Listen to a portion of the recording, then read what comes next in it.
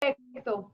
Pues bueno, ya se están conectando las personas a este tercer encuentro. Muy buenas tardes de viernes, de hablar desde las regiones, desde Empresarios por la Educación, en toda esta situación que llevamos viviendo durante 2 meses, de pensarnos, repensarnos la vida en general, los sistemas en general, la educación, que no es lo mismo las conversaciones que tuvimos hace 2 meses, hace un mes, a la que estamos teniendo hoy. Hemos generado estos encuentros de las regiones que nos compartan qué están viendo, qué están sucediendo, porque también aprendemos, pero creo que unidos entre todos también podemos ayudar y aportar a encontrar soluciones que aporten al cierre de brechas en educación en el país. Entonces, con esto, mi nombre es Andrea Escobar, directora ejecutiva de la Fundación Empresarios por la Educación, y les quiero dar la bienvenida a todos los que se están conectando vía Zoom y vía Facebook a este tercer encuentro de las regiones. Hoy es el turno de la región Caribe. Y la región Caribe hoy nos va a compartir una conversación alrededor de la permanencia educativa en la posemergencia, porque a este punto ya no podemos hablar solo de lo que hemos vivido durante estos 2 meses, sino a qué nos vamos a enfrentar, en qué nos estamos preparando y qué nos vamos a encontrar. Y van a salir muchísimas preguntas que los invito a todos los que se están conectando a hacer uso del chat, dejarnos comentarios, dejarnos opiniones, dejarnos preguntas que vamos a estar haciendo lectura atenta. Les comparto quiénes nos van a acompañar en la tarde de hoy. En la tarde de hoy nos acompañan Julio Landete, asesor de educación en la gobernación del Magdalena y ex viceministro de educación. Bienvenido, Julio, que se conecta ahorita, les va a contar desde dónde está conectado, desde las lejanías y las maravillas del Internet y la conectividad. Alejandra Espinosa, directora ejecutiva de Colectivo Trazo. Hermelinda Guarín, directora ejecutiva de Children International.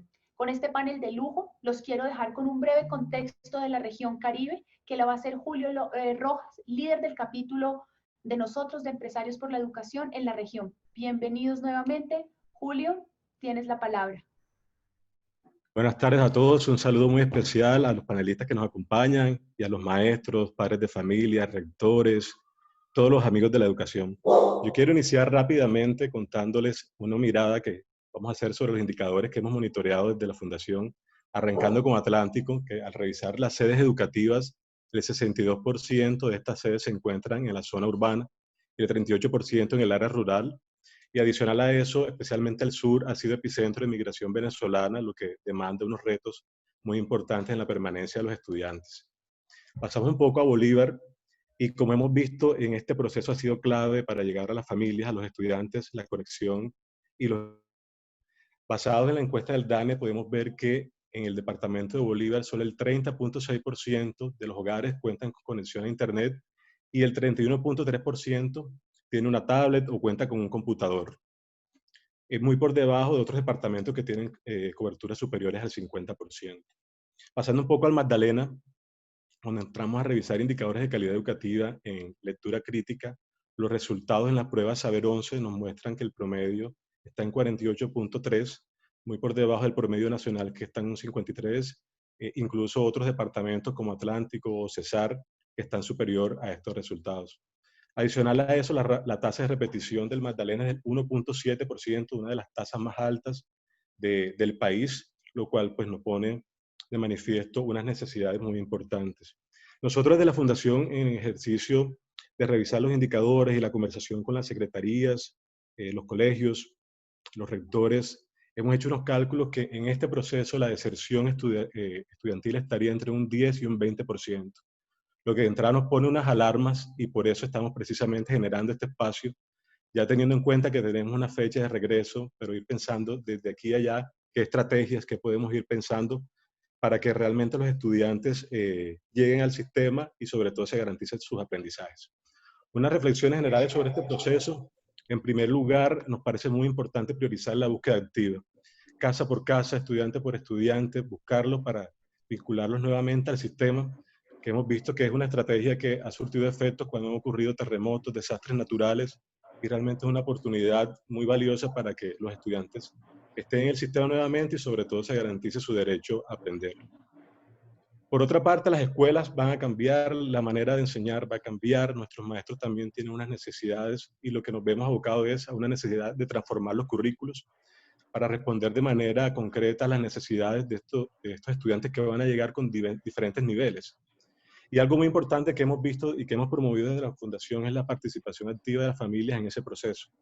En esta coyuntura les ha tocado a los papás desarrollar otras habilidades, estar ahí muy al pendiente de los estudiantes, y se han visto que hay muchas oportunidades para seguir formando y fortaleciendo esa relación de los padres o de las familias con los procesos educativos. Si hay algo importante en este momento, también va a ser acompañar a nuestros maestros, acompañar a nuestros directivos en este proceso de cambio.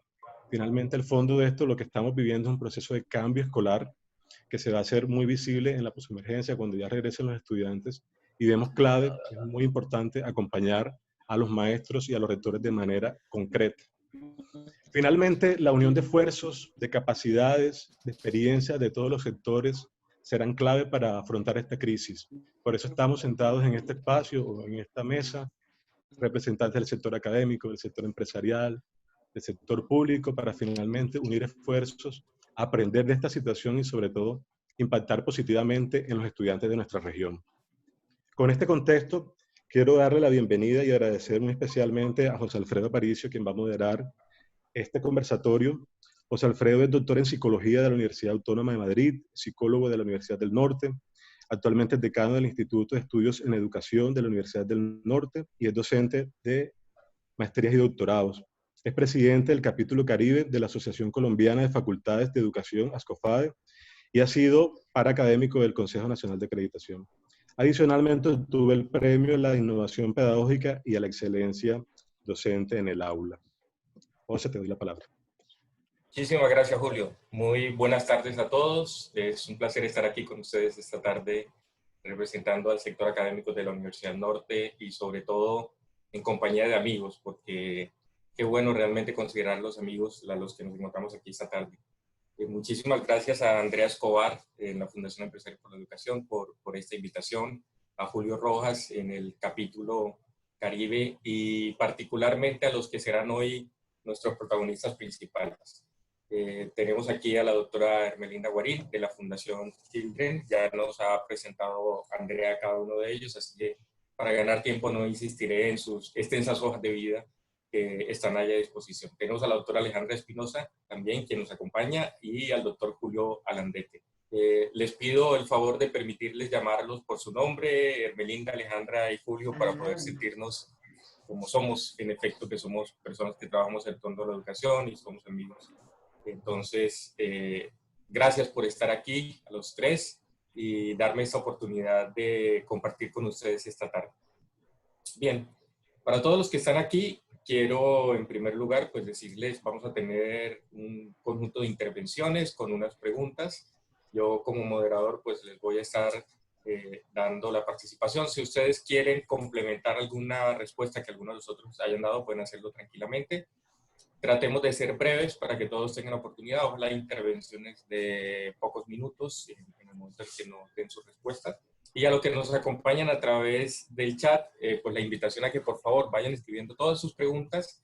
Yo las iré revisando y en su momento pertinente también las podremos formular a los panelistas. Bien, entonces comenzamos. Un elemento fundamental por el que nos encontramos aquí, para poner de contexto, que definitivamente nos pone en esta situación coyuntural, evidentemente es el tema de la permanencia y su opuesto en el caso de los sistemas escolares, que es la deserción.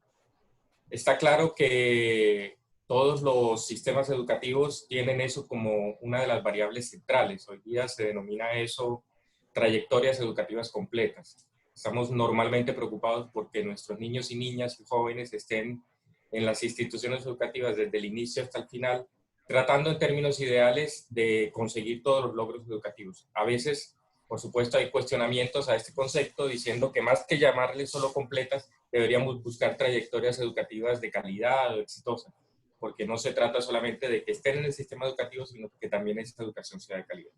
Pero evidentemente, una condición necesaria, aunque no suficiente para esa calidad, es la permanencia. Si no logramos ni siquiera que nuestros niños y niñas y jóvenes estén en el sistema educativo, pues difícilmente podremos conseguir la meta de la calidad. Y en este momento es un enorme reto, en las condiciones actuales de esta pandemia, lograr que los niños, niñas y jóvenes se mantengan vinculados al sistema educativo. De hecho, con el anuncio reciente que hubo de parte de la presidencia de que se regresará al sistema educativo en agosto, a pesar de que se ha hecho una propuesta de un modelo de alternancia.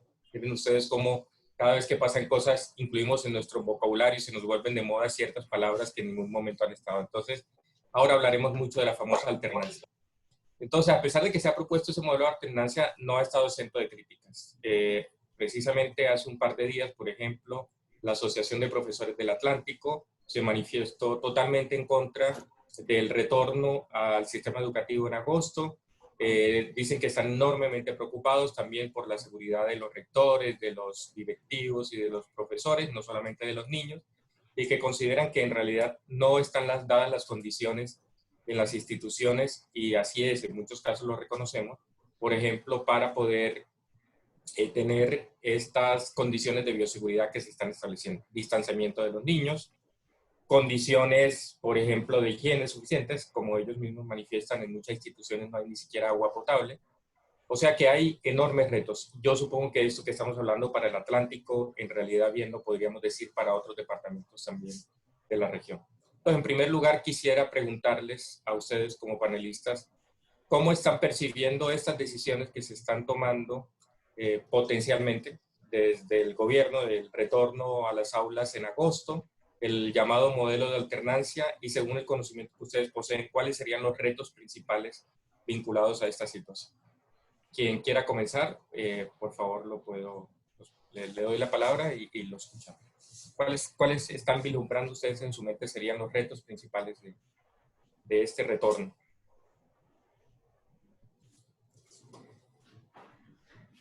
Bueno, José, yo puedo iniciar confesando que realmente, bueno, Children International Colombia no opera ni administra colegios. Nosotros somos una organización que hace un acompañamiento a la educación y a la salud de los niños de escasos recursos en Magdalena, Santa Marta, Bolívar, y estamos en el municipio de Santa Rosa, también Bolívar, Cartagena, y en el Atlántico, en Soledad, Malambo y Barranquilla. Y nosotros, antes del COVID, antes de la pandemia, teníamos de 27.100 estudiantes o jóvenes que estaban participando del programa, teníamos aproximadamente 1.600 que no estaban estudiando. Entonces, en ese momento, pues el reto era toda la motivación de incentivar a estas familias que apoyaran a que estos jóvenes retornaran a la escuela y se matricularan, porque sabíamos que había posibilidad de cobertura. Ahora con el COVID, por supuesto, somos conscientes que el reto ha sido todo el desconocimiento que tenemos de la capacidad de conectividad de las familias. El modelo de educación era 100% presencial y que no había una planeación, o sea, para el cierre de las actividades escolares. Entonces, eso ha generado, pues, todo como un hueco, como un vacío en la vida escolar de los niños, porque algunos han logrado conectarse. Nosotros hicimos un censo, logramos censar 17.000 familias y de las cuales solo 2.500, 2.600 tenían un computador. Aproximadamente 14.000 familias sí tenían un celular, pero el celular muchas veces no tiene un plan de datos que facilite eso. Entonces, durante este tiempo, la permanencia a través de la conectividad en las escuelas ha generado mucho estrés en los niños.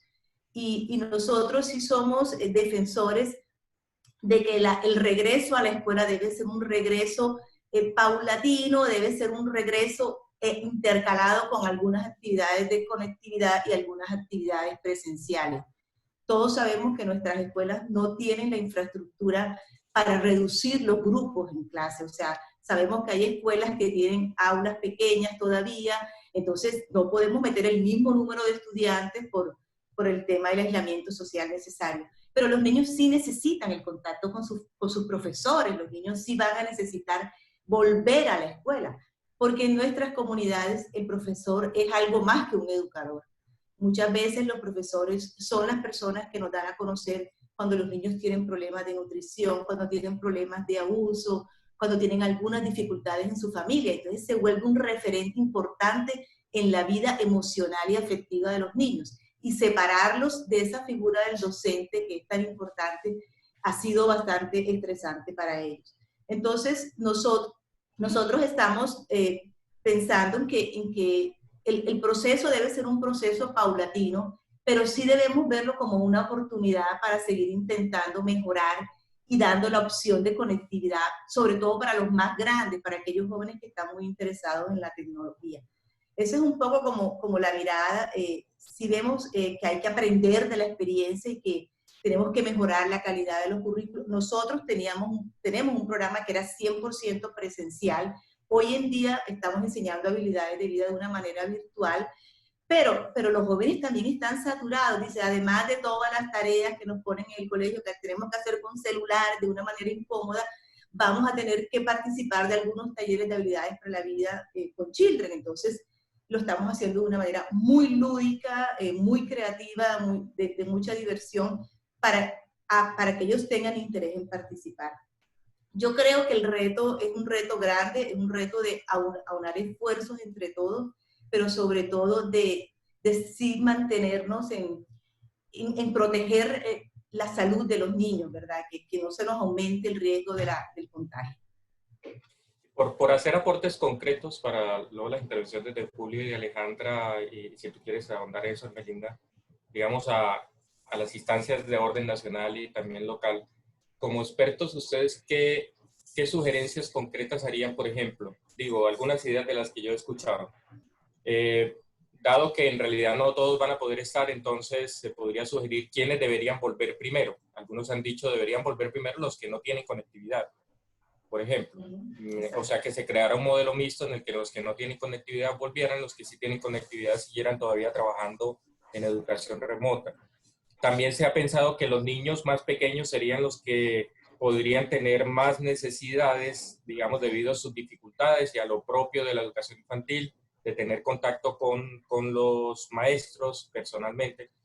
Quisiera también que ahondaran en pequeñas sugerencias que creo que en este momento son muy adecuadas, porque en realidad me parece que los entes educativos no tienen todavía muy claro cómo va a ser ese proceso. Se tiene solamente esa idea general de vamos a regresar en agosto con modelo de alternancia, pero no se tiene muy bien claro cuál sería el adecuado modelo de alternancia, quiénes deberían tener prioridad, cuántos días irían, etc.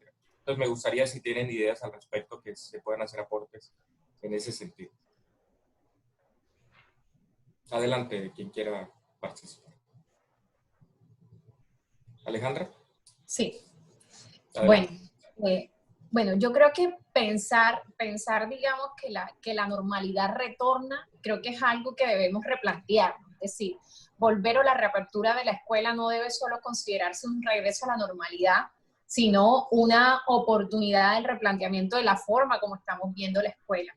Y yo creo que eso es tan importante porque incluso unas medidas que hoy están planificadas para volver a la escuela en agosto pueden cambiar mañana, porque lo que nos ha ido mostrando justamente este manejo de esta emergencia es que cada día surge información diferente que nos obliga necesariamente a replantear el curso de las acciones dependiendo del comportamiento de los factores. No es lo mismo lo que está pasando en 7 ciudades del país donde se tienen unos gobiernos de determinada línea, donde se están, digamos, unas condiciones socioeconómicas de la población en determinado grado.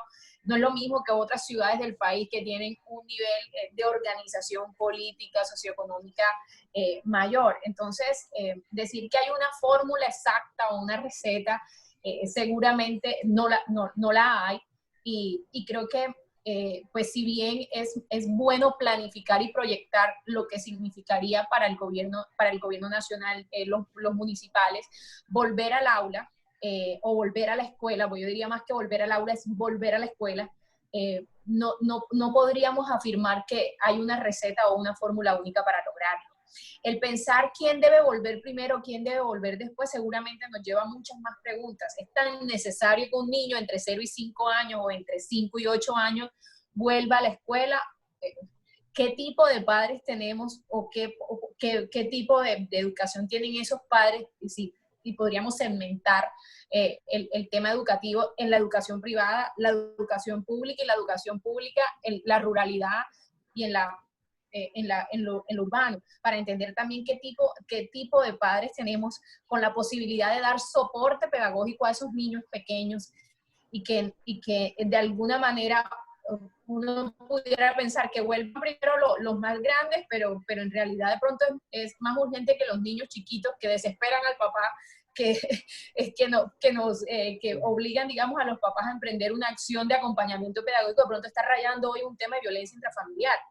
Entonces, en realidad esto, yo sí hay algo que creo que esta pandemia nos está recalcando y que creo que se convierte en una oportunidad poderosa, es cómo los datos se vuelven el elemento fundamental en la toma de decisiones. Un CIMAT, un sistema de matrícula de información, que deja de ser solo el mecanismo de reporte para convertirse en ese elemento para gerenciar interacciones y relaciones entre el rector y su comunidad educativa, entre el rector y la familia, entre entender dónde están los chicos, cómo es la caracterización de esa familia, para poder entender cómo debe ser esa priorización del retorno.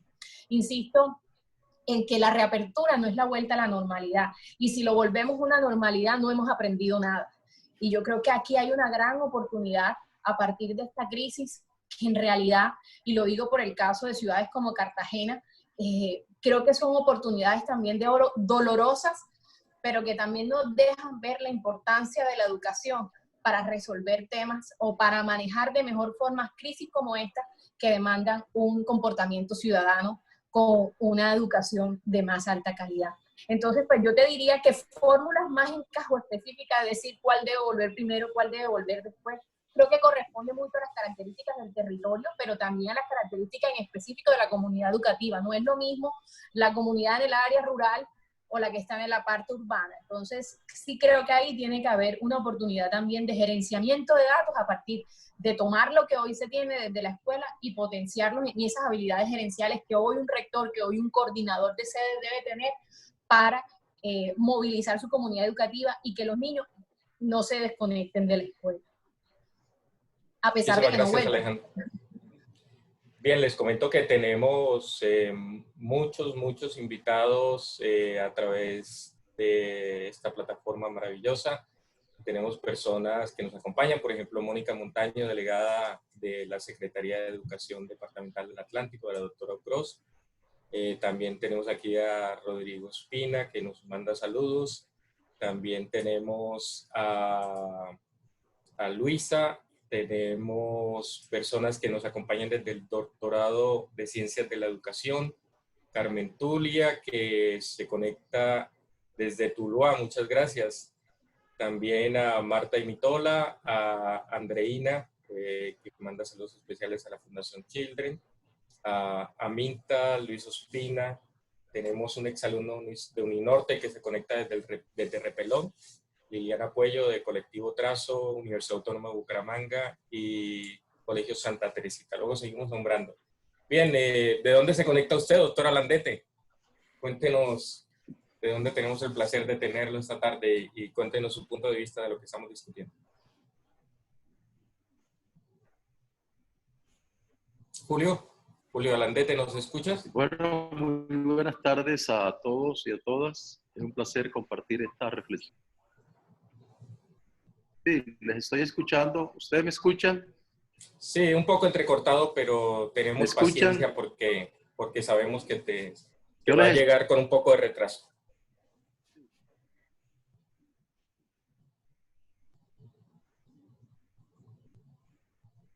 Ok, entonces voy a procurar hablar pausado para que tengamos pues algo de audición. Los saludo desde el municipio del Banco Magdalena, el Viejo Puerto, el de la Piragua, el de la Piragua de Vadillo. Entonces estamos acá, tengo 2 meses de estar en el sur del departamento del Magdalena, en municipios como Guamal, como San Sebastián, el mismo banco, y en un sinnúmero de corregimientos, y me ha tocado vivir, digamos, esta emergencia sanitaria acá, con todas las implicaciones que para todos los sectores tiene, pero particularmente para el sector educativo. Pero quisiera iniciar destacando las oportunidades que nos brinda esta emergencia sanitaria. Me quedo embelesado, por ejemplo, en los pueblitos, en los corregimientos, de ver cómo la gente nuevamente ha vuelto a que el núcleo familiar sea un agente importante en el proceso educativo. Me he quedado maravillado en ver en estas tierras de clima caliente cómo la gente saca una mesita en la puerta de la casa debajo de un árbol y ahí comparten como familia parte del proceso de aprendizaje, de enseñanza-aprendizaje de estos estudiantes, a tal punto que le he hecho muchos registros fotográficos a esta imagen que se repite en cada uno de estos pueblitos. Me parece que hay un elemento importante, hay un elemento central ahí. Otro elemento que me ha parecido sustancial es que se ha generado un clima de cooperación entre los docentes y los directivos docentes. Personalmente he visto a docentes jóvenes que manejan muy bien el tema de las TIC, apoyar a aquellos docentes que no tienen tantas habilidades en la materia para desarrollar procesos de manera virtual o de manera a distancia. Es otro elemento sustancial. Y un tercer elemento clave, es que definitivamente he escuchado expresiones de directivos docentes y de docentes que definitivamente la mediación de las tecnologías es algo indispensable en la educación de hoy. Eso es un salto impresionante porque antes no había tal convencimiento. Hoy en día la realidad nos ha demostrado que es una herramienta maravillosa en el proceso formativo. Son tres elementos sustanciales que me parecen que hay que apoyarse en ese impulso que están dándole para avanzar rápidamente en esta materia. En ese orden de ideas, yo creo que la realidad nos ha planteado que el tema más que de ladrillos y de cemento tiene que ser el tema de la conectividad.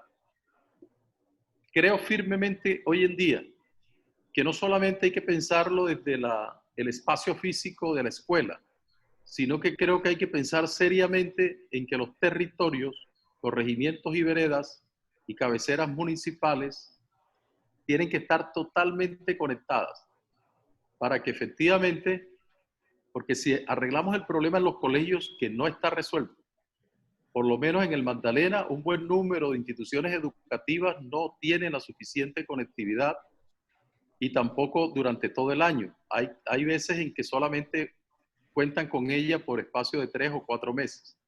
Hay que resolver ese problema, pero no solamente en las instalaciones de las escuelas. Hay que también pensar en que el municipio todo tenga posibilidades de conexión para que este niño o este joven o este adulto pueda desde su casa efectivamente seguir con ese proceso. Son elementos sustanciales. Si a mí me preguntaran hoy en día dónde está la prioridad de la inversión, yo diría que está en el campo del Internet.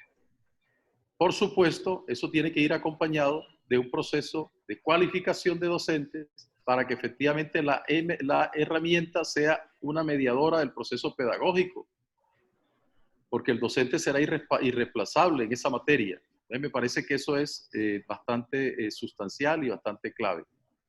Eso me queda claro porque lo estoy viviendo en el territorio. En el Magdalena, por ejemplo, menos del 20% de la matrícula, que es cerca de 180,000 niños y jóvenes, tiene posibilidades de conexión en las escuelas y en sus viviendas.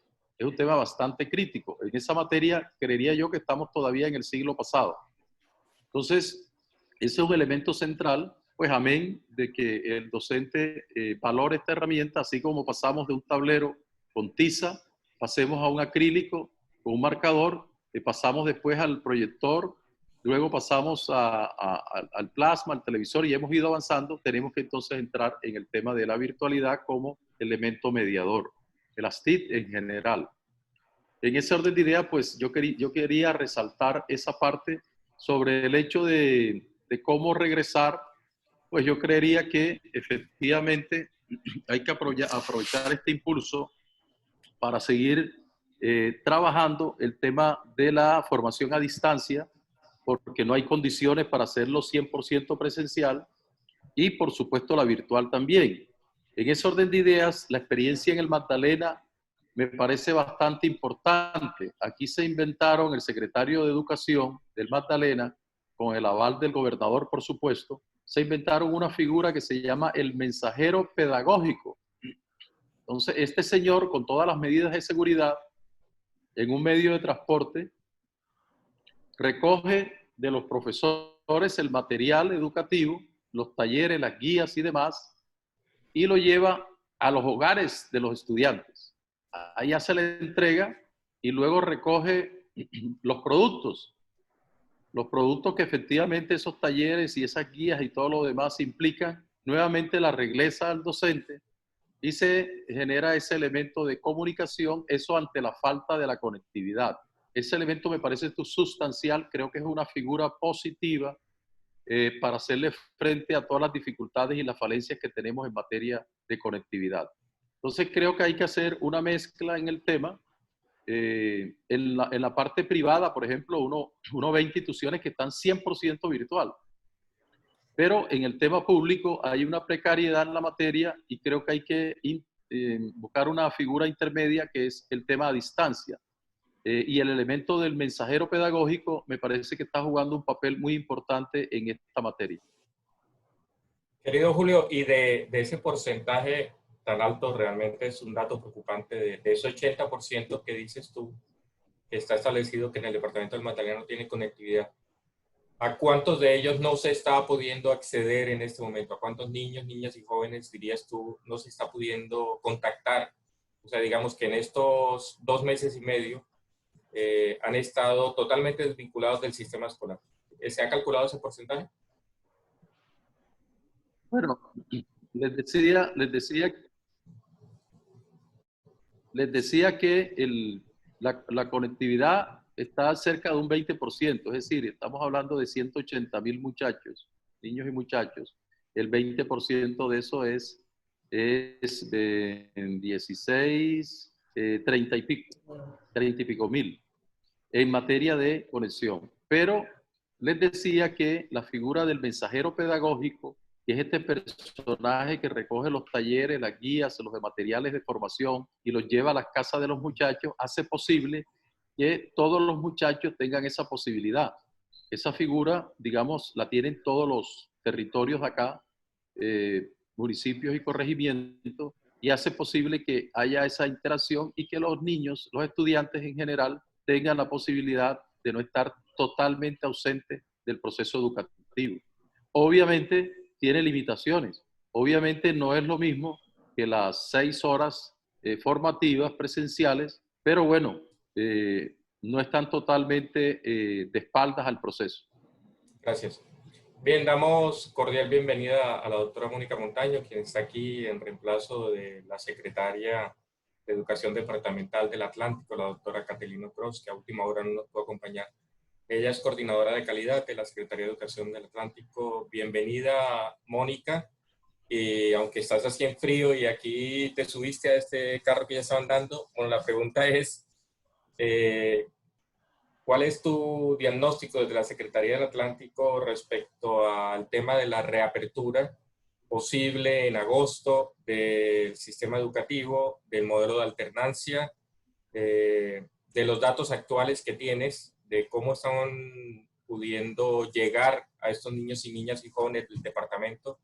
¿Cuál es tu diagnóstico de cómo están las cosas en la educación en el Atlántico? Bienvenida. Bueno, muchas gracias. Ya estaba dando mis primeras impresiones en el chat. ¿Cómo está, doctora Hermelina? Un saludo para todos.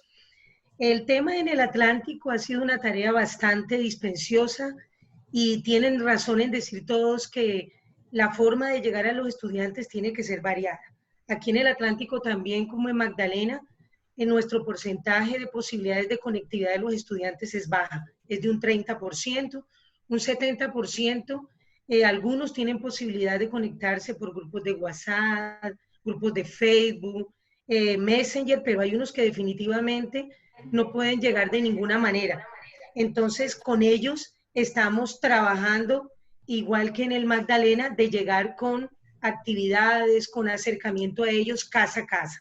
Y es una tarea que es bastante dispendiosa, pero que por lo menos en la primera fase lo hemos logrado. Yo estoy de acuerdo con todos en el tema de que el regreso a la presencialidad escolar tiene que ser un análisis muy juicioso. Tiene que ser un análisis muy juicioso y además totalmente de acuerdo con la doctora Alejandra, no tiene una fórmula única, porque cada institución educativa tiene unas situaciones específicas diferentes.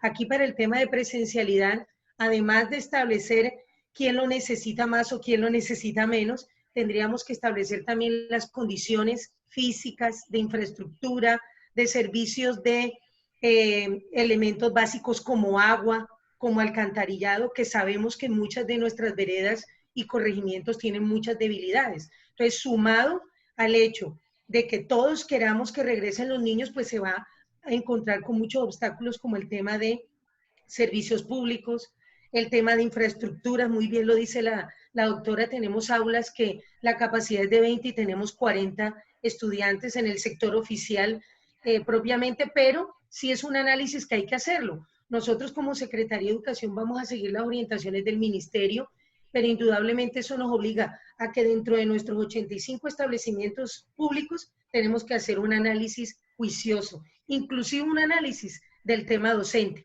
porque tenemos un gran porcentaje de docentes que superan los 50, 55 años de edad y también son una población que está en mucho riesgo.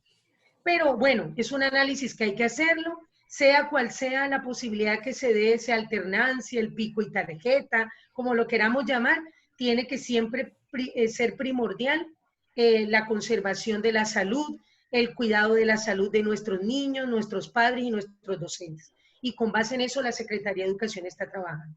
Las estrategias frente a esto, indudablemente hemos reconocido que el tema de la conectividad va a llevar a que haya una transformación en la educación y una transformación en el uso de la tecnología para los procesos educativos, que a partir de esta situación cobra una importancia mucho más trascendental, porque no vamos a decir que no se estaba hablando de que teníamos que volcar la educación a la tecnología, pero que con esto que está sucediendo ahora, pues nos ratificamos de que debe ser así. Y esto va a implicar un cambio bastante significativo en la forma de enseñar por parte de los docentes y en la forma de aprender por parte de los estudiantes.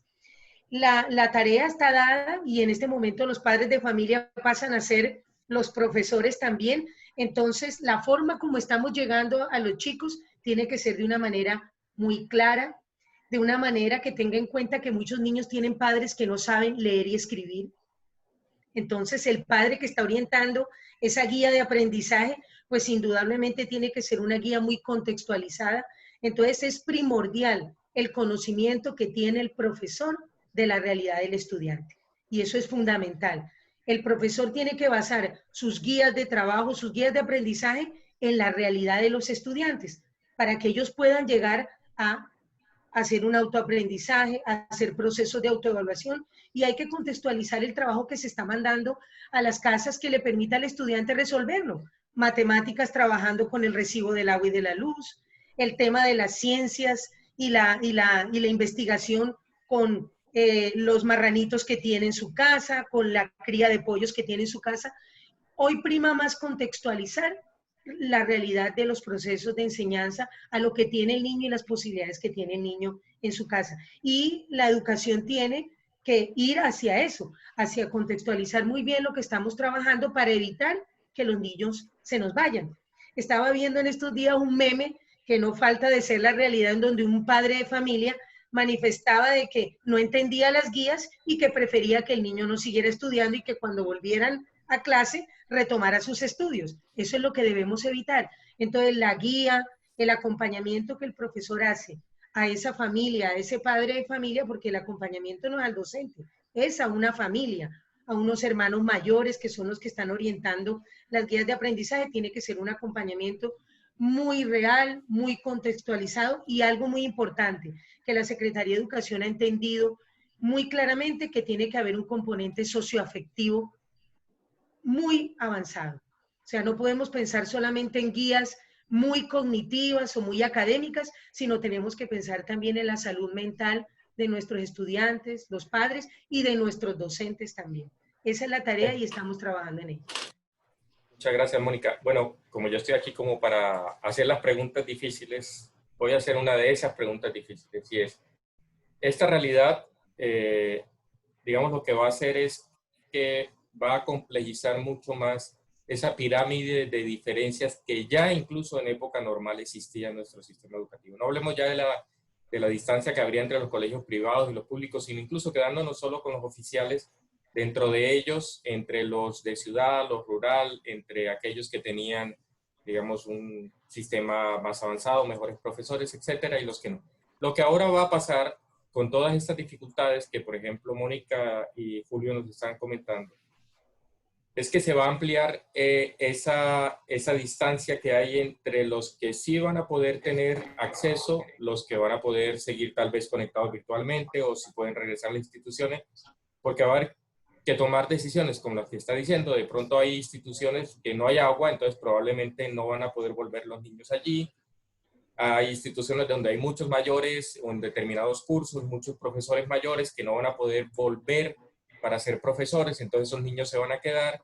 Hay muchos que no van a poder tener las condiciones para poder, digamos, cuidarse y entonces se va a evitar que estén. El tema de la alternancia va a hacer que muchos no puedan volver. Muchos padres de familia van a decidir por ellos mismos que no quieren correr el riesgo, sus hijos no van a estar. Lo que quiere decir que va a haber una asimetría muy importante entre algunos que van más o menos a seguir el ritmo normal y muchos otros que no. Con lo cual, una decisión muy importante que va a haber que tomarse de aquí a final de año, por ejemplo, y probablemente hasta el año entrante, es qué va a pasar en términos de validación de las competencias que deberían haber adquirido esos niños, porque muchos no las van a haber podido construir y entonces va a haber que tomar decisiones en términos de graduación, de promoción de grado, etcétera. ¿Cómo se está pensando eso, digamos, desde la lógica de las decisiones? Porque es una realidad. O sea, en este momento ya incluso, pensemos que si todos los niños, cosa que no va a pasar, pudieran volver, ya habría una diferencia enorme entre ellos, porque algunos ya tendrían un retraso significativo de 3 meses que han estado en buena medida desconectados. Esa diferencia se va a seguir creando para un grupo importante de esos niños. ¿Qué decisiones se va a tomar con ellos? ¿Cómo se va a lograr nivelarlos respecto a los que no están atrasados o a los que tenían más competencias? ¿Qué se está pensando en términos de promoción de grados y ese tipo de cosas? Creo que son decisiones importantes y que están apareciendo ahí como preguntas en el chat. ¿Qué ideas tienen ustedes al respecto?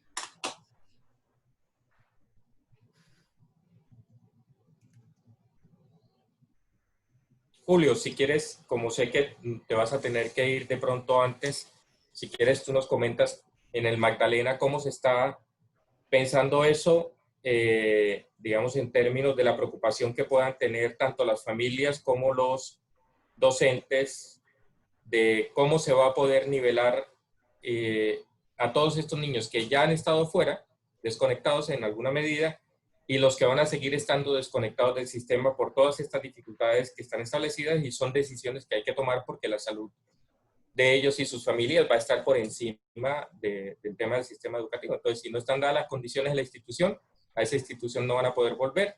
Si hay demasiados profesores mayores, no va a haber profesores que les dicte clase a grupos en particular, etcétera, etcétera. Se ha pensado en términos de la promoción de los grados, de la adquisición de las competencias, ¿cómo se va a poder hacer ese tipo de nivelaciones? ¿Hay alguna decisión avanzada en esa dirección?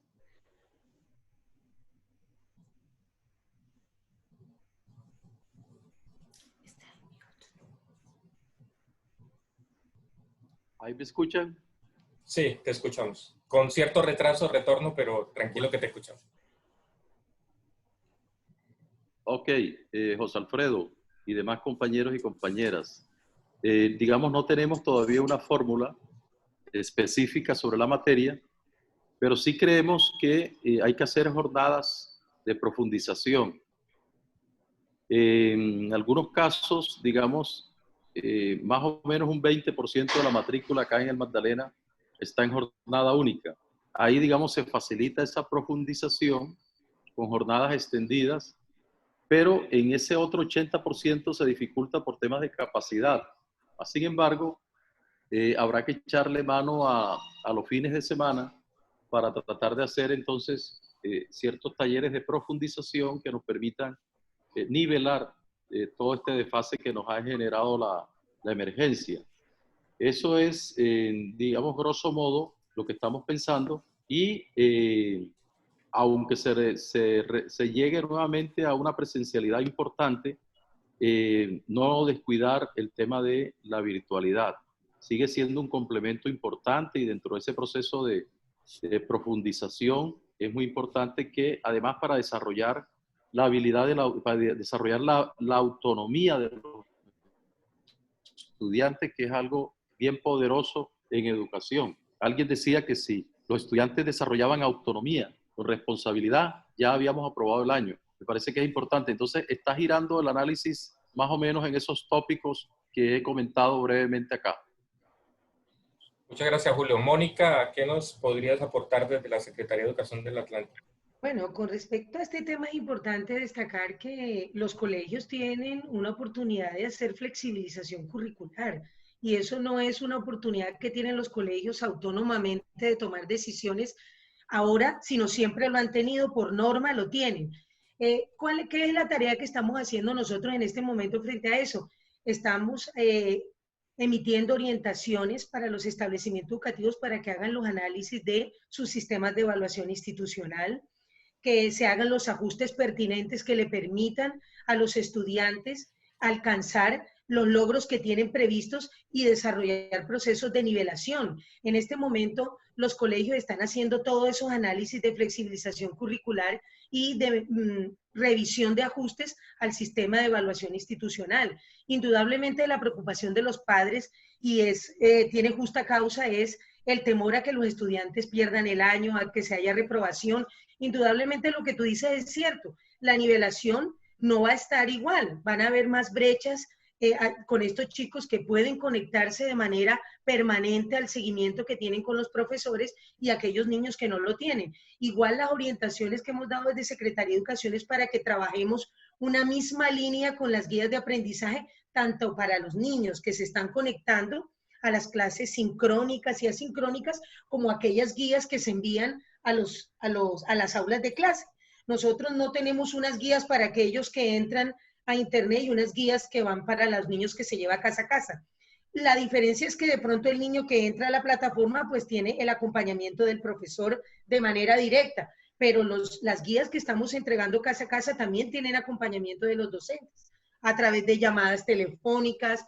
Yo tengo inclusive horarios que me han reportado los colegios en cómo hace el profesor para llamar durante todo el día a sus 40 estudiantes. Y tiene unos horarios para llamar a los niños uno a uno diariamente para ver qué dudas tiene sobre la guía que le entregaron. La flexibilización en el tema de trabajar por proyectos también es otra de las estrategias que se están utilizando y es que no trabajamos una guía exclusiva.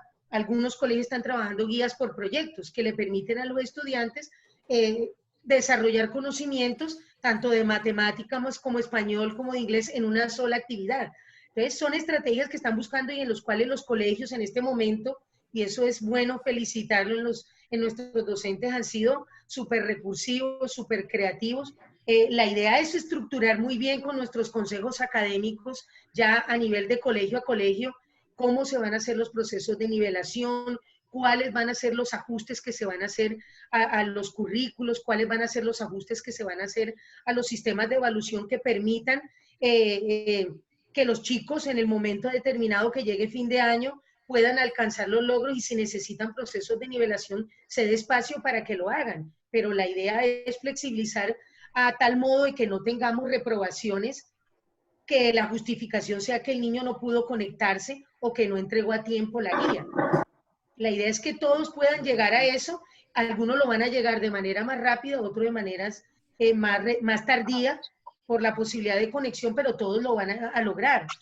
La idea es cuidar esa preparación para que no se nos presente deserción ni que los padres estén intranquilos por el tema de reprobación. Buscar las estrategias y al interior de los colegios deben empezar ya los consejos académicos a ir pensando en el tema de los ajustes de los sistemas de evaluación institucional. Muchas gracias, Mónica. Y justamente sobre eso de la deserción, como es el tema central de la tarde de hoy, Hermelinda y Alejandra, ¿qué aportes pueden hacer desde las fundaciones, las empresas, en el sentido de ese acompañamiento con sus iniciativas para evitar el tema de la deserción en este momento? Claramente es una amenaza grande. Algunos expertos, como el profesor de Subiría, han llegado a decir que podría incrementarse entre un 25 y un 40% la deserción. Es evidente que hay mucho miedo en la mente de muchos padres y que incluso, por ejemplo, a pesar de que finalmente se lleva a cabo el retorno con esta propuesta del gobierno a partir de agosto y con este sistema de alternancia, muchos padres podrían decidir no enviar a sus hijos a la escuela por el miedo.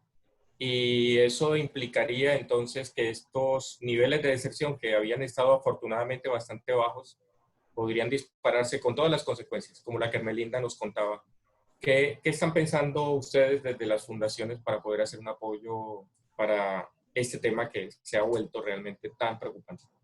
Sí, José, a nosotros nos parece que todo el sistema está haciendo adaptación de servicios, está fortaleciendo a los docentes, acompañamiento a familias, se están atendiendo a los niños, se está fortaleciendo los recursos para trabajar en línea y la estrategia comunicativa. Pero desde nuestra perspectiva, lo más importante es trabajar con cada niño y joven en habilidades para la vida. Nosotros estamos trabajando en fortalecer su autoestima, que tenga un plan de vida, que sea una persona autodirigida y que tenga una motivación permanente a autoeducarse.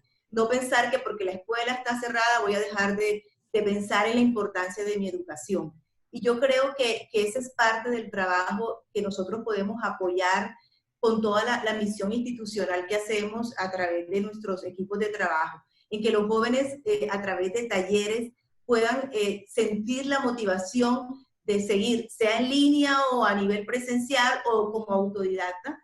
Mucha gente ha estudiado sin necesidad de tener una escuela presencial y son modelos de educación muy modernos en otros países que podríamos generar espacios para estos jóvenes. Y en ese sentido, el fortalecimiento de las redes de las comunidades son muy importantes. Nosotros, con unos jóvenes que tenemos en refuerzo escolar que no tienen acceso a trabajo en línea, les estamos mandando textos para que hagan su refuerzo escolar y sabemos que los colegios también están haciendo eso, pero es como que ellos sientan que estamos pendientes de ello. Yo creo que la motivación a autoeducarse es una motivación también que deben hacer del alma, o sea, de decir, mira, tú eres responsable de tu vida y de tu desarrollo y de tu educación. El problema con los jóvenes grandes es que ante la no educación presencial, muchos padres van a decir, yo no quiero un joven en mi casa, en la puerta, jugando dominó, que se vaya a cuidar carros y que por lo menos traiga 20,000 pesos diarios, o a limpiar vidrios, porque eso sabemos, o a trabajar en mototaxismo, o sea, eso lo vamos a ver. Entonces, ¿cómo trabajar con los padres ese espacio para que el joven se autoeduque? Bueno, no hay educación presencial, pero tienes que tú mismo generar alternativas.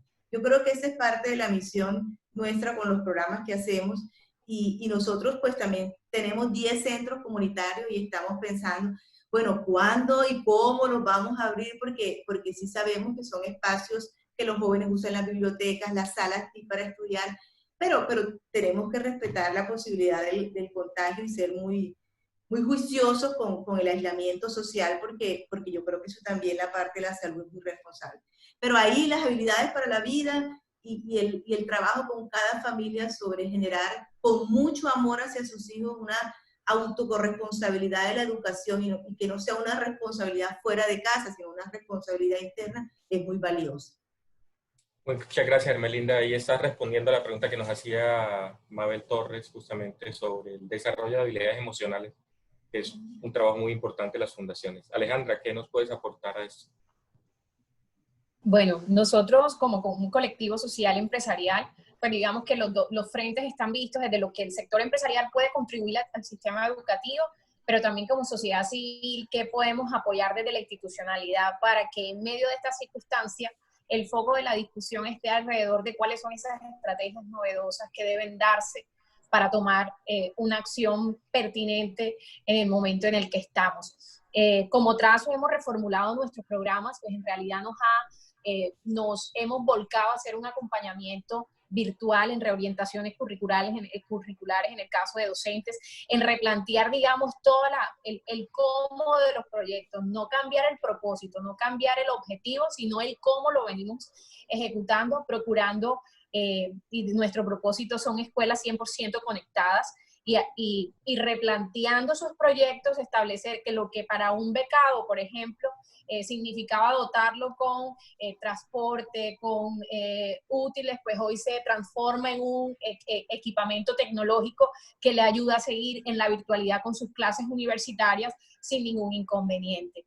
Eso es parte de lo que hemos visto, pero hemos trabajado, pero además una de las cosas que hemos empezado también a impulsar tiene que ver con un voluntariado educativo digital, donde encontramos una oportunidad enorme de trabajo entre docentes, padres de familia y estudiantes y líderes comunitarios, y es entendiendo los componentes de la comunidad educativa y cómo cada uno requiere unos apoyos, unos soportes que no van a ser solo para la acción de la escuela, sino para el desarrollo mismo en la comunidad y el manejo de esta situación de crisis. Entonces, por ejemplo, en el caso en las redes de voluntariado, todo el tema del acompañamiento docente, pues lo pensamos como un acompañamiento en el uso óptimo de las herramientas tecnológicas como canales de educación, el acompañamiento en salud mental y psicosocial, el acompañamiento y formación en bioseguridad escolar post-COVID, entendiendo que tienen que existir unos planes continuos de trabajo.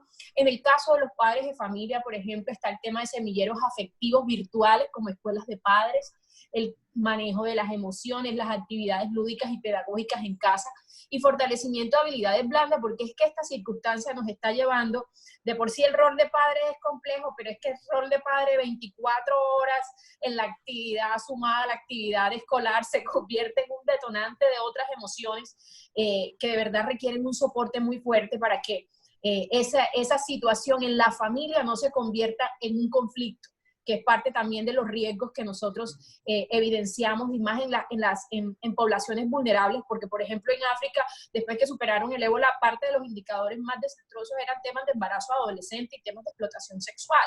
Es que todo el tiempo se está en la casa. Entonces, ¿cómo podemos trabajar y contribuir de alguna manera a contenidos que generen esa conciencia, pero también que confronten a tener actitudes que mitiguen un poco ese riesgo? Y en el caso de líderes comunitarios está el tema, puede parecer muy básico, pero en este momento es fundamental el manejo de plataformas tecnológicas, el uso de paquetes y de todas estas plataformas que existen para tener comunicación. Los líderes todos tienen un teléfono celular, muchos pues así como tienen su Facebook, como tienen algunos el Instagram, pues también pueden usar, digamos, esa conectividad en favor de tener esa red de comunicaciones que facilite todos los mensajes y que ayude en sí mismo, en su comunidad, a esos que no tienen esa posibilidad de comunicación. Los planes de acciones comunitarios generando cultura y conciencia ciudadana, y el tema también de manejo de las emociones para entre la misma comunidad generar, digamos, ese proceso de colaboración en medio de la situación. Y en el caso de padres de familia y estudiantes, pues trabajo, todo esto que les estoy contando tiene que ver con voluntariado digital, una propuesta de voluntariado digital a trabajar con empresas para estudiantes y padres, creación de historias, proyectos ambientales, acompañamiento de proyectos en ciencia con enfoque STEAM para niños entre los 6 y los 12 años, que ahí hay una oportunidad súper chévere de empresas que tienen profesionales valiosísimos, que el core de su negocio está asociado al tema de tecnología, y que ese conocimiento conectado, digamos, por la vía digital puede facilitar y convertirse en un agente, digamos, emocionante, diferente, que no entra a reemplazar la labor del docente, jamás, porque es que el docente tiene un rol que va mucho más allá de solo entregar conocimiento, pero sí entra a fortalecer, a apoyar, a darle, digamos, un elemento variable para lograr cautivar a los estudiantes, que es parte del gran propósito de todo este proceso. Yo al principio, cuando hiciste la introducción, José, de la pregunta, me sonaste muy negativo, pero yo creo que eso no está mal, aunque nosotros hoy enfrentamos una crisis muy fuerte. Tú hiciste énfasis en algo que creo que todos tenemos que ser conscientes, y es que la crisis de los aprendizajes no es producto del COVID, es una crisis de aprendizaje que traíamos de mucho tiempo atrás. Y nosotros hoy, frente a esta circunstancia, creo que tenemos un reto enorme, todos, no se trata solo de la Secretaría de Educación, del Ministerio de Educación, se trata de la academia, se trata del sector civil, se trata del sector gremial y empresarial, y es de entender y replantear el rol de la educación en nuestra sociedad, pero además de eso, entender si es más urgente que el niño vuelva en agosto o es más urgente que en agosto tengamos claro qué vamos a hacer con una escuela reconfigurada, en un sistema educativo reconfigurado para entender que lo digital hoy no es el accesorio, lo digital hoy es el mecanismo por el cual podemos facilitar muchos de los procesos, desde los empresariales y por supuesto esto que nos convoca, que es el tema educativo. Entonces, creo que nosotros hoy, esta pandemia lo que está haciendo es poniendo de relieve, poniéndole un zoom, un reflector gigante a esa crisis de aprendizaje que teníamos y que hoy nos exige un planteamiento nuevo hasta del proceso evaluativo de los aprendizajes. Porque frente a este esquema en donde todavía tenemos unas brechas importantes en el manejo de los docentes de todo el tema digital, tenemos que entender cuál va a ser con eso que tenemos, porque tenemos que jugar con los jugadores que tenemos, con las herramientas que tenemos, entender cuál es el mecanismo, cuál va a ser el plan que vamos a seguir para que el efecto, el golpe que esta situación nos va a dar a todos sea el menor posible. Pero además que una vez nos levantemos o nos, digamos, salgamos adelante, pues salgamos fortalecidos y con un sistema que tiene un mecanismo de pensamiento distinto y que no vuelve a la normalidad, porque a mí me da mucho pánico cuando decimos volver a la normalidad, porque se trata de que volvemos a la escuela, pero no es volver a la escuela igual que antes, es volver a la escuela fortalecidos y con un pensamiento distinto alrededor de lo que debemos hacer. Así es, Alejandra, ojalá que así sea. Eso es una de las cosas que justamente muchos expertos en educación han intentado en estos días ponernos de presente, que siempre, como lo hemos escuchado, la palabra crisis en el fondo también se puede interpretar como oportunidad y que ojalá que esto que estamos viviendo como una crisis se viva también como esa posibilidad, oportunidad de reinventar el sistema. Sin embargo, y la verdad es que no soy yo, son las preguntas que surgen aquí, yo soy solo el moderador de esas preguntas, surgen esas preocupaciones. Aquí, por ejemplo, el profesor Jorge Valencia, de Coordinación del Observatorio de Educación, justamente nos dice que tal vez esas oportunidades no se están dando. A su juicio, las guías que se están presentando de actividades en realidad no están haciendo más que replicar, en muchos casos, tal vez una educación centrada en contenidos, y que justamente esto sería una gran oportunidad para al menos alejarse de una de esas cosas que ha hecho tanto daño al sistema educativo, y es pensar que los contenidos son el elemento central del aprendizaje y no, ya entiéndase, las competencias, las habilidades y sobre todo aquellas otras que la escuela, digamos, no son el centro, que en general pues sabemos desafortunadamente muchas instituciones son las cognitivas y no las socioafectivas y relacionales. Y él aquí hace un cuestionamiento justamente a que en muchos casos estas guías que se están trabajando y que son para muchos estudiantes en este momento y sus familias el único medio de acercamiento, siguen presentando muchas de estas dificultades. Entonces, sería buena esa pregunta, o sea, tal vez empezando por Julio y Mónica, ¿cómo podemos aprovechar este momento para reinventar la escuela, para reinventar los objetivos que ha tenido la escuela, que sabemos estas generalizaciones no son justas, porque sabemos que hay muchas experiencias maravillosas, pero sí también realmente reconocemos que nuestro sistema educativo sigue en muchos casos, contextos, anclado a ser un sistema que está centrado en eso, en la transmisión de conocimientos, en el desarrollo de competencias exclusivamente cognitivas, en la adquisición de saberes, y que, como vemos, nos dice aquí por lo menos el coordinador del observatorio que ha podido revisar las guías, parece ser que en muchas de ellas se sigue reflejando eso. ¿Qué podríamos decirle a todos los que nos están escuchando en ese sentido de cómo podríamos aprovechar esta oportunidad para esta escuela post-COVID-19?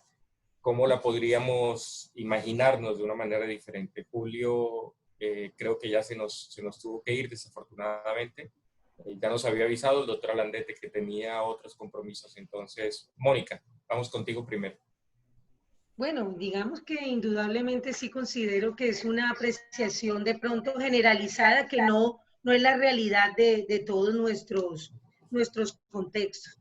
Nosotros estamos haciendo una tarea muy juiciosa de acompañar la estructuración de esas guías que están llegando a los estudiantes. Estamos acompañando tanto un proceso de formación para los docentes, tenemos unos bancos de recursos en donde tenemos a disposición de los docentes guías de todas las áreas, guías integradas. Hemos escogido entre nuestro gran trabajo que vienen haciendo nuestros docentes unas guías que dentro del análisis que se ha hecho en la unidad de calidad educativa reúnen todos esos requisitos que debe tener una guía: claridad, conocimientos previos, claros objetivos, integralidad. Allí hablamos entonces de que no sea una guía totalmente cognitiva y académica, sino que lleve más a la realidad del contexto que tienen los chicos, a trabajar un tema de familiaridad. Entonces son guías que llevan, que están dirigidas no solamente para el estudiante, sino para toda la familia, porque ahora la familia forma parte mucho más real del proceso. No ha dejado de formarlo siempre, pero en este momento cobra mucha más importancia la orientación del padre de familia en casa. Entonces, estamos en ese proceso, un proceso de reinventarnos la forma de elaborar estos procesos de acompañamiento, y para eso hay que formar. Lo que dice Alejandra es muy cierto. Las debilidades en materia de educación y los problemas de educación no son por el COVID. Los traíamos, sabemos el asignaturismo que venimos, sabemos la preocupación muy arraigada del tema de resultados en pruebas saber, que eso nos lleva también a mecanizar los procesos dirigidos a las áreas que se evalúan en pruebas saber. Entonces es una reflexión que se hace diariamente y que no debemos cansarnos de hacerla con nuestros docentes, en invitarlos a mirar la educación como un todo, a revisar la integralidad, y esto en los trabajos que estamos haciendo ahora remotos, pues cobra mucha más importancia. El acompañamiento a los docentes también tiene que ir apuntado a eso. Entonces los procesos de formación que en este momento estamos estructurando, por lo menos en la Secretaría de Educación, apuntan a eso, a un tipo de formación más integral, a orientar a los profesores en cómo diseñar unas guías de aprendizaje que sean completas, que sean claras. Estamos acompañando esos procesos de formación también con algo muy importante, y es el estado socioemocional de nuestros docentes también. Nosotros debemos fortalecer el estado socioemocional de nuestros docentes en estos momentos. Los docentes en este momento, sumado a la preocupación de los hijos, de los talleres que le mandan a los hijos, así como dice Alejandra, también están preocupados por la vida de 40 y 50 niños que tienen a su cargo y que no saben si la forma como están llegando es la adecuada o no. Que de pronto tampoco tenían el conocimiento de las realidades de esos niños, porque ese es un tema también que se le dificulta hoy al profesor, saber la realidad de cada estudiante. Un profesor que conozca la realidad de 50 estudiantes que tiene en el aula de clase, pues es el conocimiento de esa realidad el que le permite llegar a él de la forma como el niño lo necesita. Entonces el acompañamiento de los profesores en temas socioemocionales también es sumamente importante y debe ser uno de los focos de todos los programas de formación en este momento para la educación remota. La tecnología es uno de ellos, pero también el acompañamiento socioemocional para nuestros docentes es fundamental para el proceso que ellos llevan, pues pueda ser un proceso de calidad, que no sea solamente perfilado al tema cognitivo, sino que también tenga en cuenta otros procesos que debe desarrollar el chico para tener un aprendizaje que sea realmente significativo.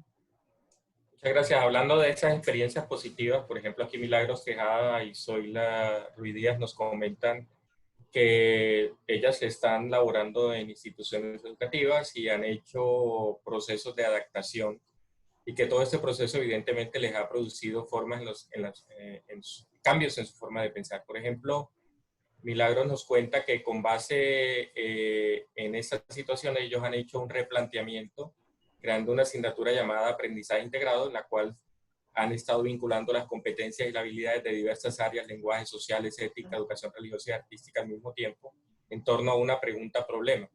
Entonces, qué bueno compartir estas experiencias y que todos los que nos escuchan pues, conozcan realmente que hay posibilidad. Evidentemente, tenemos en el sistema muy buenos profesores que viven con enorme vocación y que una vez más, en este tiempo de crisis, han sacado lo mejor de sí para ser las personas creativas e innovadoras que conocemos, para buscar formas de seguir haciendo la bella labor de educar y de llegar a los niños a pesar de que no tengamos la presencialidad. Me dicen que ya estamos cerca a cerrar, así que hay oportunidad solamente para una última pregunta. Y por lo que ha surgido aquí, creo que el tema de la evaluación es un tema que preocupa y creo que lo deberíamos tratar. Pues surge la pregunta, digamos, de las evaluaciones formales. Como nos decía Mónica ahora, por ahora lo que sabemos es que el IFES ha decidido hacer ahora de manera virtual la prueba para los niveles técnicos y tecnológicos. En principio, para las instituciones de educación media, pues se ha decidido que por este año no se iba a hacer la prueba, aunque, como sabemos, estas son decisiones que se toman cada mes. Entonces, ya veremos. Supongo que el hecho de experimentar esta prueba remota con tecnología, con los niveles tecnológico y técnico, tal vez es una forma de ver cómo van las cosas, tal vez para aplicar también en los otros niveles educativos la prueba de manera remota en su momento. Aquí nos están manifestando que por supuesto es una cosa que les preocupa dentro de los sistemas educativos, particularmente esa por lo que define para los estudiantes su ingreso a la educación superior. Pero pensando de manera más amplia, digamos, la evaluación de todo el sistema educativo es un llamado a la flexibilidad, sin duda, en este tiempo. ¿Cómo están ustedes desde sus diversos roles percibiendo el tema de la evaluación y qué tipo de aportes podrían hacer? Dado que ya sabemos que desde la teoría la evaluación se entiende de manera diferente a la calificación. O sea, uno puede estar haciendo evaluaciones continuamente y las evaluaciones todas en sí mismas son constructivas porque son una retroalimentación, digamos, para avanzar. Supongo que algunas veces aquí se mezclan en las preguntas eso y hay seguro más preocupación por la calificación. ¿Cuál sería su perspectiva respecto al tema de la evaluación en este tiempo? Y tal vez nos retorna a esa primera preocupación de la promoción vinculada a una calificación que en este momento pues sería difícil otorgar como un evento externo, como una evaluación heterorregulada, digamos, desde parte del profesor sobre los aprendizajes. ¿Cuál es la visión que ustedes tienen? Nos pueden compartir, por favor, sus experiencias. José, yo quiero hacer un aporte. Nosotros, en todo nuestro plan de trabajo, cuando los jóvenes se inscriben a sus talleres de habilidades para la vida, siempre aplicamos como una prueba antes, no para calificarlo, sino para conocer como el nivel que tiene el joven sobre pensamiento, sentimiento o acción de esa habilidad. Y posterior al taller hacemos una segunda prueba. Y es una forma también de nosotros tener una retroalimentación de qué tanto el joven se está apropiando de la habilidad. Y nosotros sabemos que al igual que en la escuela, nuestros contenidos eran presenciales. Y pasar ahora a un trabajo de talleres de habilidades para la vida de manera virtual ha sido completamente diferente. Nosotros sí tenemos unos 80 oficiales que están todo el tiempo trabajando con los jóvenes.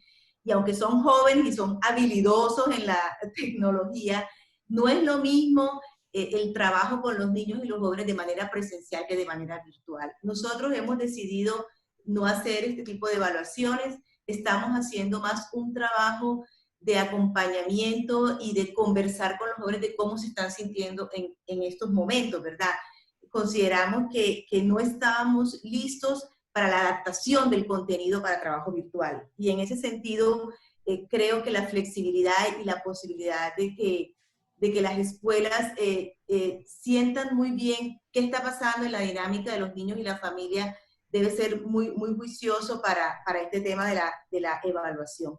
Y quiero aprovechar también para hacer un comentario que muchas organizaciones internacionales sabemos que con esta pandemia el rezago de la pobreza por los temas económicos va a ser 10 años atrás, vamos a volver 10 años atrás.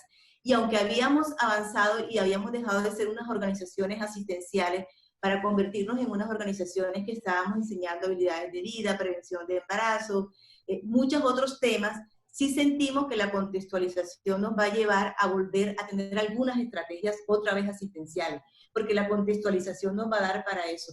Yo creo que la cooperación internacional privada va a retomar mucho a ese enfoque, por lo menos mientras esas brechas de pobreza vuelven a nivelarse para volver a este esquema actual de que muchas de estas organizaciones estábamos trabajando más en el ser que en el tener, ¿no? Y yo creo que cuando tú visitas una familia y te das cuenta que definitivamente no hay empleo, no hay comida y la situación es difícil, yo sé que la cooperación internacional, por lo menos la privada, va a atender un poco a eso. Entonces, es un poco a pensar que tenemos que estar muy contextualizados con la realidad. Y la realidad nos debe llevar a pensar en qué está viviendo el niño, qué está viviendo la familia, y para someterlo a un estrés de una evaluación y de una calificación y que si pasó el año y que si lo perdió. No, es el momento de pensar cómo estás viviendo y cómo te estás cuidando, porque tienen temor a contagiarse, pero también están sin empleo y están sin comida y no pueden salir. Entonces hay una cantidad de estrés que agregarle a eso todo un estrés sobre la evaluación y cómo van a calificar mi hijo y va a perder el año y esto va a ser peor, me lo van a sacar. Eso yo creo que habría que reflexionar y mirarlo mucho. Como te digo, nosotros no tenemos escuelas, pero nosotros sí estamos pensando que más que una evaluación, queremos tener un acercamiento emocional y afectivo con los niños y que ellos puedan construir ellos mismos un plan de vida y de autoeducación.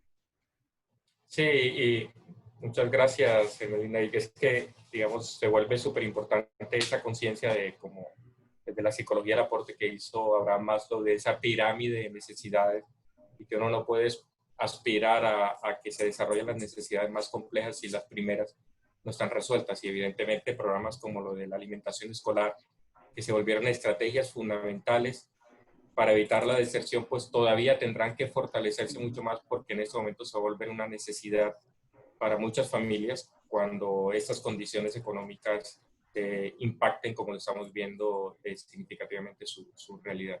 Alejandra, ¿qué nos quieres comentar?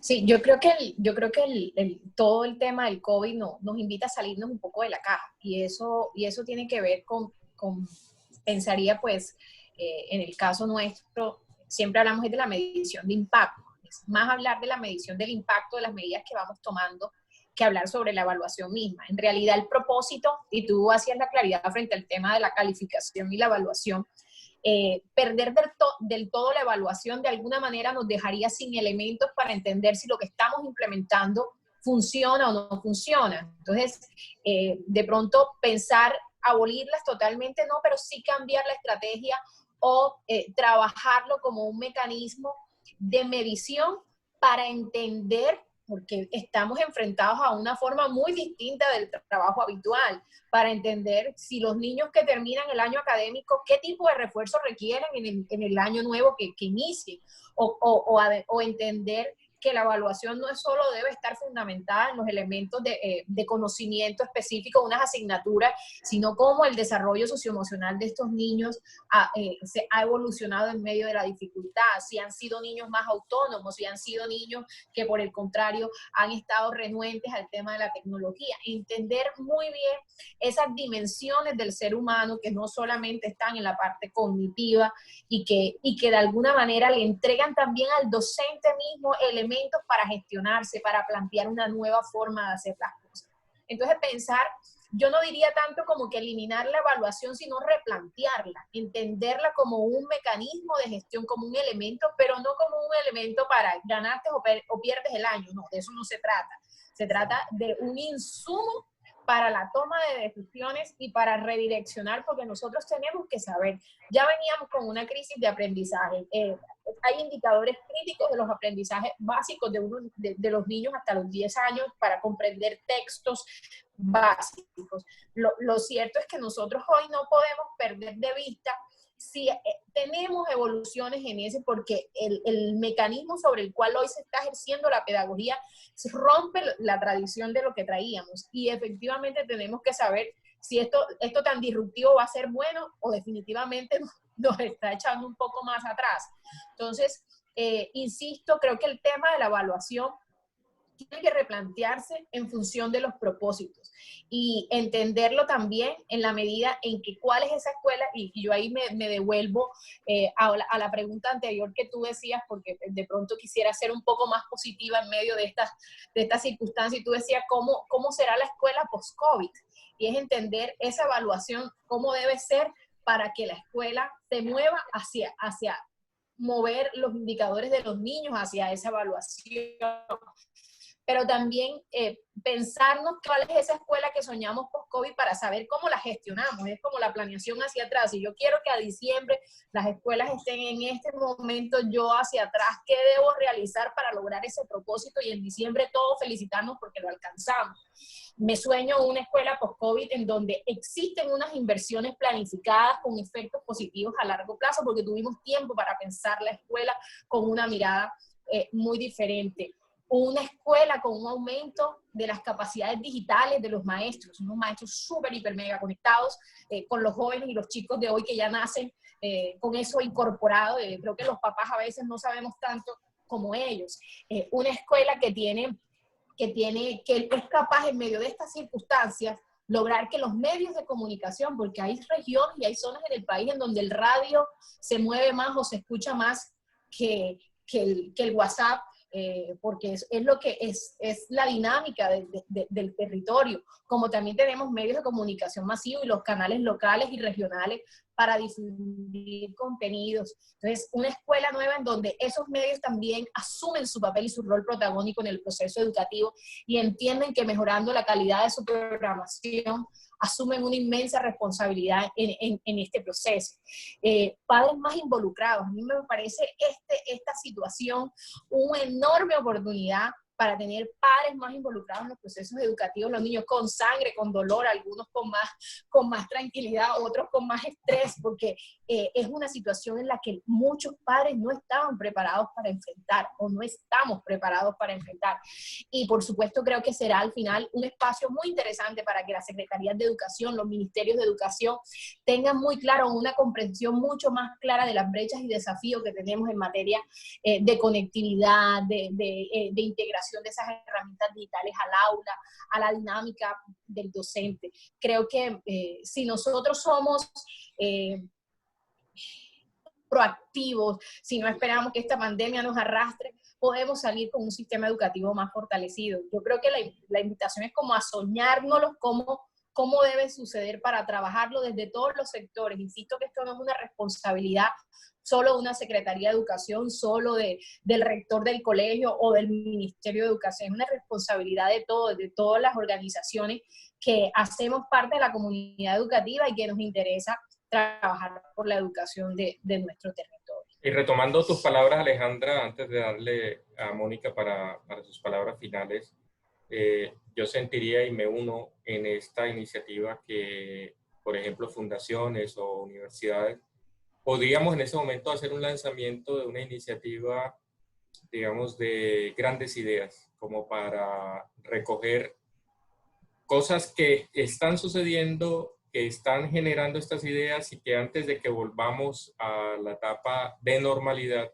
deberíamos tenerlas súper claras. Por nombrar solo una que le he escuchado por ahí a alguien. Si nosotros, cuando tengamos la oportunidad de volver a la normalidad, damos de nuevo el salto radical a la normalidad, va a pasar que en realidad todo esto que hemos avanzado en esa conexión con las familias se va a perder, porque se va a generar un deseo de olvidarse por completo de la educación de sus hijos por la recarga que esto supuso. Entonces, por ejemplo, una gran idea sería que ojalá todas las instituciones al menos un día a la semana volvieran otra vez a mantenerse, o al menos un día cada 15 días, en conexión de virtualidad, que los chicos no fueran ese día al colegio y que ese día se mantuviera en contacto, como una propuesta ya permanente del sistema educativo, porque estoy seguro que si se da el salto en la otra dirección, nos vamos a olvidar rápidamente y se va a generar de nuevo esa desconexión de cosas que se han aprendido y que sin duda para mí son bien importantes. Entonces me parece que empezar a recolectar esas ideas de propuestas es muy importante, y en eso ahí nosotros podríamos tener una gran labor, fundaciones y entes educativos como la Universidad del Norte. Mónica, te dejo espacio para tus palabras finales, porque ya se nos acabó el tiempo y tengo que cerrar. Con respecto a la evaluación, solamente quiero agregar y sumarme a lo que dijeron nuestras compañeras. La evaluación es necesaria. Lo que no se evalúa no se mejora, pero vista la evaluación como un proceso formativo y vista la evaluación como un proceso continuo, no un resultado para saber si logramos o no logramos algo. Si nosotros mantenemos esa mirada que siempre ha debido tener la evaluación, no es una mirada que tenemos que darle a la evaluación ahora, sino esa es la mirada que siempre ha debido darse la evaluación, pues indudablemente vamos a hacer un buen uso de la evaluación. En este momento, atendiendo a lo que veo en el chat aquí de algunas personas sobre el tema de pruebas saber, los chicos tienen que prepararse para las pruebas porque no sabemos si la decisión del gobierno va a ser hacerlas o no hacerlas, si van a tenerse en cuenta para entrar a la educación superior o no. El mundo sigue avanzando y nosotros tenemos que continuar. Lo que tenemos que hacer es reestructurar de tal manera nuestra evaluación que podamos evaluar en igualdad de condiciones tanto al niño que pueda acceder a una formación virtual como el niño que no lo puede hacer. Aquel niño que puede alcanzar determinado logro a los 15 días como aquel que lo va a alcanzar un mes.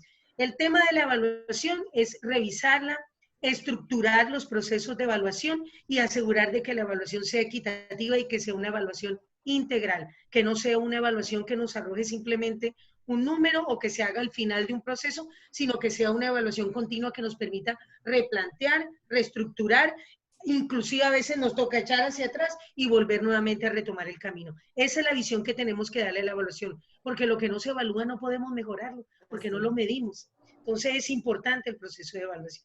Gracias, José.